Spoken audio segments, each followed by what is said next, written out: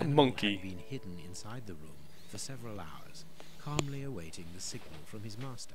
Once night had fallen and the room was empty, a high-frequency whistle alerted the monkey that it was time to begin the procedure for which he had been trained. So what? The monkey emerged from his hiding place and used the point of a diamond to open the glass cabinet and steal the necklace. He headed across to the window by the chimney, but knocked over the stool, which in turn knocked aside the fire guard and started the fire.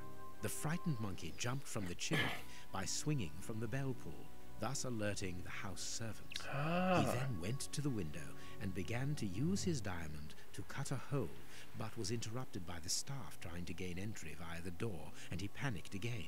He ran across the piano, scattering the music scores onto the floor, before hiding inside the chandelier, knocking over a candle.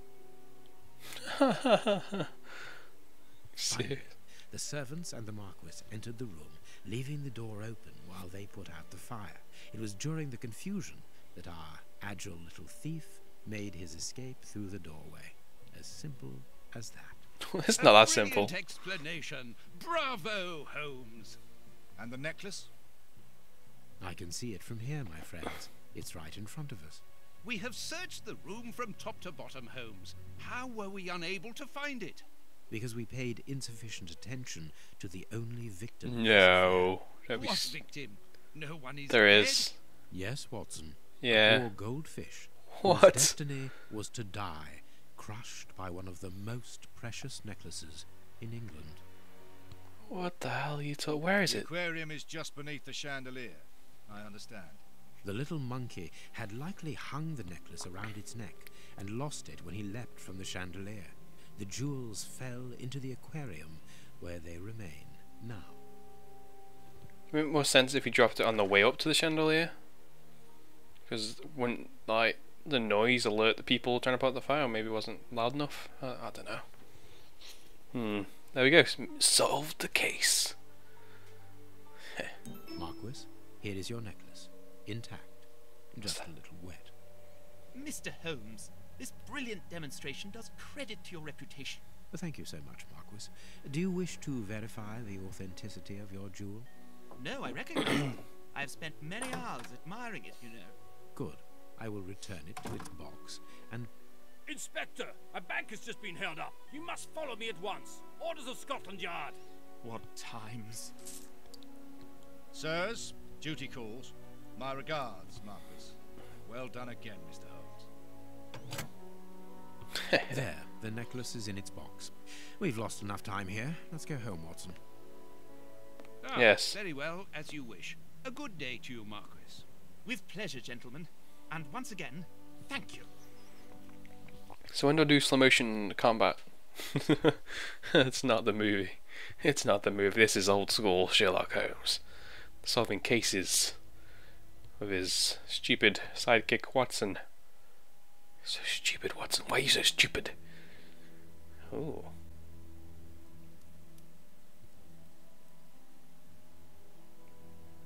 Dramatic. This morning's newspaper. Holmes, have you read this article about you? No, Watson, not yet, and I won't have time to. Read it before you leave. It's outrageous. If you insist. Oh, hello. What do we got in this room then? It's a very nice room. Can we play chess? You want to play with chess, Watson? I challenge you to a battle. Watson, do you accept my chess battle? Chessman, but who's winning? From the looks of this chessboard, I conclude that the black team was winning. Maybe. No, the white team won. I'm confused. This makes no sense. I am just gonna walk away. I don't play chess. I don't want to play chess. Chess confuses me. Leave me alone. Read don't the want to. paper, Holmes. Watson, if I want to talk to you, I'm gonna fucking talk to you. I hate Watson. Yes, read this stupid paper. September 1898, Globe Explorer newspaper.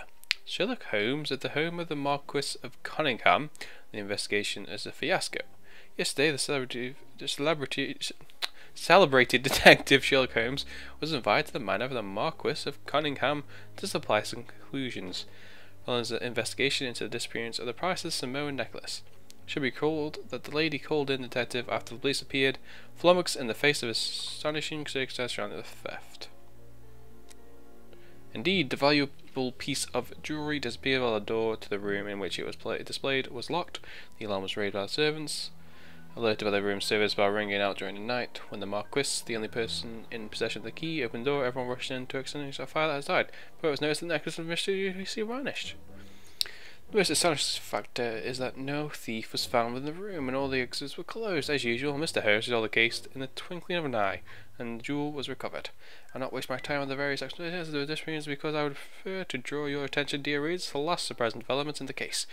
Following the departure of Sherlock Holmes, who placed the necklace in the safe himself, the Marquis noticed that the jewel was nothing but a poor copy of the original.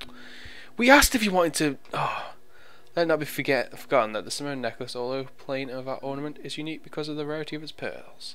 Pearls which are found only in a small part of the lagoon of the archipelago of the same name, and to which scientists attribute their exceptional quality, the strong density of crystal of aragonite, and that they are made of a priceless necklace. Oh my god. Brought here at the beginning of the century by Lord Fenton Arwick, the Marquis' grandfather and an eminent explorer, should have been part of a daughter's dowry for a marriage to the Duke of Newcastle. Duke of Newcastle, what the hell? So, I'm going to place a simple question. Should we not, in all open minds, ask ourselves if the necklace was not simply and deliberately exchanged for a fake by Mr. Holmes himself? What? I'm aware, dear readers, that the brutality of this question, or any preconceptions, may certainly shock some of you. The facts are there, and our thoughts and judgments should not be confused with the regard which we all share for the famous detective. It is not the first time that the Globe Explorer has expressed its reservations as to Sherlock Holmes' methods. Do not forget our counter-investigation into the escape of Arsène Lupin, the Frenchman who took malign pleasure in tarnishing the image of our royal family, and who, by lucky chance, managed to elude capture by Mr. Holmes. At the time, we do not hesitate to tacit complicity on the part of the latter. For those who are familiar with Mr. Holmes, it is quite apparent that his character traits show more of the opportunist and brilliant than the developed law. I would draw the attention of our readers to the suggestion of the description of this gentleman provided by his friend, Dr. Wise, through stories a long way from the truth. Oh my god, how much do I have to hear? He is derisive, contemptuous, haughty, and offensive towards the police, and in particular towards Inspector Baines, replacing Inspector Lestrade, who is currently convalescent, and an habitual abuser of narcotics as shown in cocaine. Oh shit, he does use drugs! This is why, dear readers, it's important to disregard Sherlock Holmes' good reputation in order to form an objective opinion as to ask the pertinent questions. Was the necklace that Holmes found already a fake? If that was the case, why did he not mention it, and why should he insist on placing it back within the safe himself? Has the detective some unsavoury interest in this affair? Or is it a simple case of deceit in order to steal the extraordinary Samoan necklace? It's up to you, dear readers, to form your own opinions, but you can count upon your humble servant to continue revealing to the public the doubtful methods and motivations of one who in the future I shall not hesitate to call Sherlock Holmes the usurper. The ancestry of Prince Woodville recognised. The Laws Committee set up in order to verify Prince Woodville made his conclusion public last night. Without surprise, the Prince's style was confirmed as Richard attested to the committee. The Prince would have abandoned their claim to the inheritance of the royal family as well as any political. The young man, oh thank God, last page. Now he 28, read history and law at Oxford with a diploma in philosophy. He spent most of his childhood in France, where he acquired a considerable knowledge of the culinary arts. For those who might think this is a handicap when integrated into the mission, I rather remind you that he is also a silent little polo field. Plays the bagpipes quite beautifully. That's Scottish. Finally, we should add that lately he has become actively involved in charity work and aiding the poor. J.B. Good. Okay, good to know. How do I... okay. Prince Woodville, French culinary expert and bagpipe player, might be our next king. That's not so shocking, my dear fellow. You know exactly to which article I'm referring, Holmes. How can Farley dare to tarnish your reputation like that? You know, Watson, that wherever glory walks, jealousy is bound to follow. As for the forgery of the necklace, I suspect that we shall soon be enlightened in this regard. Come in, Inspector Baines, the door's open. Whoa. How did he do that? Ah, Mr. Holmes. How did you know I was here? You are one of our rare visitors who avoids the second-to-last step of the stairs, which creaks dreadfully. And if I add the clinking of the handcuffs at your belt, to what do we owe the pleasure of your visit, Inspector? Have you read that, Rag? Whoa. Slander. Inspector, can you explain this slander? Has the necklace of the Samoas really been replaced by a fake? I don't know how the reporter got hold of the information, but it's true. About the necklace, of course. I wouldn't permit myself to question the integrity and honesty of Mr. Holmes. The necklace is a forgery? Impossible!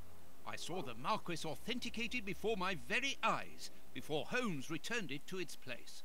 Mr. Holmes, the Marquis believes Osmond Farley's theory. I shouldn't be surprised if the reporter isn't behind all this slander about you. He's a freelancer, well known for his explosive and subjective articles. Whoa. In any case, the Marquis assures us that you were the last person to have the necklace in your hands. Let's return to the Marquis's house, Holmes. I'm sure that we'll have no trouble in taking apart this theory. It is unnecessary. Such allegations collapse on their own, like one of Mrs. Hudson's soufflés. Let us leave the police to solve this problem and turn our attention to the matters in hand. Perhaps you are right, Holmes. The dog decided to escape. That's always good. Necklace. Inspector, I assume that you have the fake necklace with you. It's why you're here. Your superiors would like me to examine it. Indeed. They would like you to confirm or deny putting this fake in the box. Can't that wait? I must go to the house of Lord Peregrine Maitland, the Bishop of Knightsbridge. Oh. And the Marchioness. She is beside herself. Without the necklace, her marriage is compromised. It is the principal item of the young woman's dowry. What a lovely marriage. Holmes, forgive me for insisting, but don't you want to examine the fake jewellery? Watson, I have an appointment, and it's out of the question that I arrive late. It will only take you a couple of minutes. You really must quell the suspicions put forward in this appalling article. If you will allow me, Inspector? Be my guest. Very well. Watson. What should we do next, Holmes? Oh, it's there.